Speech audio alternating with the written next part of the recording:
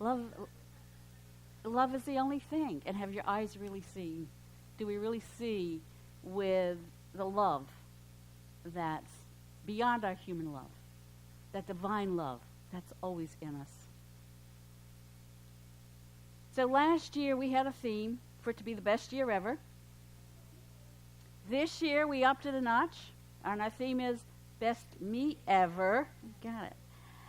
And I read somewhere that this is also the year of pure potential and reversing reality. I like that. So, to follow along, today's talk is what would I love? 2 weeks ago, we started what we call a Prosperity Plus class. And it's about abundance. But it's not just about money abundance. So the class was given homework. They were given a list of what I would love in terms of health, relationships, vocation, time, money, and freedom. What would I love in terms of health, relationships, vocation, time, money, and freedom? Why do we make a list like that? What's the purpose of it? Because when I make a list about what I would love, I get to remember what and who I truly am. I start to have a clearer vision of what my journey is here as a spiritual being. And I realize that my human journey can be joyful. I'm going to ask you a few questions. Do you hold a belief that before you can be happy, everything has to be perfect? Just check in with yourself. Do you enjoy life, love it, or just endure it? Do you often feel like you're living from one problem to another? That you're putting out one fire after another? That you're just stuck in that struggle pattern at the mercy of the winds and storms of life? When I know what I love, I become clear on what's important. Do my eyes really see? Because either I decide what's important in my life, or others will. The media, the economy, the culture, the society will start to direct me. Because I'm not clear, because I'm weak. And so I'll listen to the news over here, I'll watch this program over here, listen to this person over here, to my friends, to my family. I remember when I was there, I didn't know who I was. I would be this way in this situation, I'd be this way in this situation, another way in another situation. And I remember at one time sitting in my backyard just crying, going, who am I? I didn't know then the importance of turning within. It's up to me to steer my life. Because if I don't, I leave myself wide open for the outer world to steer me. In John 10:10, Jesus said, I came that they may have life and have it abundantly. I came that they may have life and have it abundantly. Jesus was not talking about material wealth. What would I love? Would I love to wake up every morning with a sense of excitement and belonging? Would I love to experience joy, happiness, despite what's going on in the outer world? Would I love to live life without struggle and fear? Just listen to your heart. Feel what jumps up in you. Because none of those things come from the abundance of material possessions. Do you hear that? That new car might feel good for a little while, but then I'm going to want something else because that space inside is still empty. Whatever it is out there that I think is going to give me that contentment, that fulfillment. It might for that much, but then it's gone. The emptiness is back, and I need something again. It is not my problems that take away my joy, but how I view them. My perspective makes the difference. So if I see this as a problem, guess what? It's going to be what? A problem. And if I see this same thing as easy, it's going to be easy. Do you get it? Do you realize that it's just in our thinking, it's just in our head? The Talmud is a collection of ancient Jewish writings. And it says, every blade of grass has its angel that bends over it and whispers, grow, grow. We're that blade of grass. We each have our own angel bending over us, whispering, grow, grow. If I listen to that whisper, I can see every problem, every situation is an opportunity for me to grow. Because that's what it is. That's exactly what it is. In Unity, we have this book called The Revealing Word, and it's a dictionary of metaphysical terms. So we're talking about our angel whispering to us. Metaphysically, angel is a messenger of God. It is a projection into our consciousness of a spiritual idea.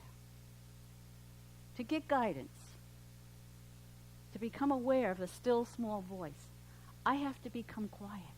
I have to be able to hear that whisper, that knowing, that guidance. So are you willing? Are you willing to become unstuck? Are you willing to break the struggle, that pattern? Are you willing to grow spiritually? Of course you are, or you wouldn't be sitting here today.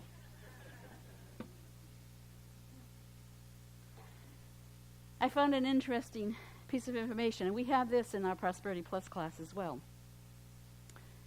If you plant the Chinese bamboo sprout, it's the Chinese bamboo. If you plant it, you water, you fertilize it, you take really good care of it for one whole year, that first year, it grows 1 inch. The second year, you water, you fertilize it, you take really good care of it, it grows 1 inch.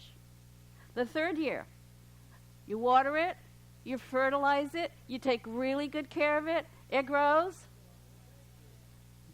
The fourth year, say it with me, you water it, you fertilize it, you take really good care of it, and it grows 1 inch. The fifth year, something happens. In a 6-week period, it shoots up and grows, listen to this, 80 feet. Isn't that amazing? So you can't kill it. You know what? Hear that. That's a good piece of information because that's going to tie into this. What was happening those first 4 years? It was growing, but you couldn't see it. The growth didn't seem significant. Yes, Judy. It was digging deeper. It was sending roots down, and it was developing a strong, solid foundation to support the remarkable tree it was to become. So, we nurture our spiritual learnings for what seems like a long time, don't we? Right? We read the books, we take the classes, we go to the workshops, we come to church, we do everything we can with little signs that anything's happening, that anything's changing. But as we keep at it, as we're patient, as we persist, we don't get discouraged. It seems like overnight, one morning we wake up and we have spiritually shot up. We awaken to a new, transformational spiritual understanding. And some of you have probably experienced that at different times. All of a sudden, it's like, boom, it's right there. You get it. We call it the aha moment. So all that watering, all that fertilizing, all that taking good care of, over the years, you are developing a strong root system to support your remarkable, unique expression of the best you ever. Mary Morrissey, who's the teacher of the prosperity class, her word for God is the life that's breathing me. Can you just feel that? The life that's breathing me. In unity, we say we are expressions of God. The more I listen to the whisper of my angels, grow, grow, the more I grow into a fuller expression of the life that's breathing me. Because our whole journey here is about allowing that life energy to express through me, allowing the divinity, the God in me, to express through me. To catch myself when I'm coming from that human part of me that gets upset over what somebody said, what somebody did. What's that feel like? It doesn't feel good, does it? But what does it feel like when I say, wait a minute, in this minute, how can I be the best me ever? All that tension, all that tightness in the body disappears. And all of a sudden there's an opening in me, a filling in me, a sense of relaxation. 99% of people live what we call a conditioned-based life, looking outside themselves for what they believe will bring them joy. And I know all of us can identify when we've done that. I can. But what we're learning, what we're really starting to understand, is that possessions, money, even other people, that's a big one, even other people cannot bring us the freedom, the contentment, and the happiness and joy we truly seek. It's an inside job. And if I believe what I need to be happy has a price in the material world, then I'm planning to be poor. Because no person, place, or thing can bring me my happiness. So, we're invited to invest in something different. I came that they may have life and have it abundantly. The abundance that Jesus is speaking of does have a price. The cost? My old, stuck, limited conditioning patterns. To become the best me ever. 1. So here's some of the things you can do. Notice what your predominant operating system or pattern is. That's what we had installed in us as a child. These are the beliefs we grew up with about how the world works. So as soon as something out of here happens, notice the pattern you go into. Notice the operating system that's running in there. Because it directs how I live my life. And it also directs the amount and the flow of abundance I will allow in. So if that operating system is telling me I'm not worthy, is telling me I should feel guilty about this, is telling me I'm not good enough, I'm not going to allow very much win, am I? And it's all there for me. And the second thing, and we hear this all the time, notice what you're noticing. What are my thoughts right now? What am I feeling right now? As soon as I get upset about something, as soon as I start to react to something, what am I thinking? What am I feeling? What's that conversation in my head? You know those conversations, right?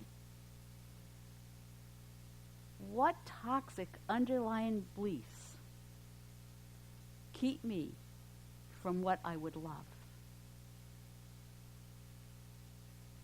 It's a lot of words. But do you hear what it's saying?